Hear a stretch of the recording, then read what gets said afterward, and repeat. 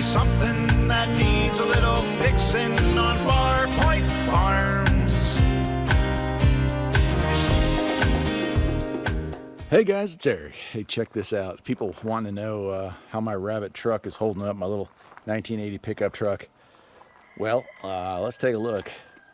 Even with the helper spring, she's a bit squatted. She's a bit squatted, and she's got every right to be. She has 8 4x8 sheets in it, one piece of deck board, and whew, these 16 footers. Yeah, man, 7 of those babies. So that's where most of the weight's coming from. A couple of pieces of PVC piping and a few random scraps here that was thrown in from our buddy down there. But yeah, how's the truck doing? She's working hard. That's how she's doing. That is summer on the farm, getting projects done.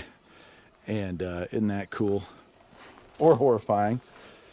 The trick with something like this is to just go real slow.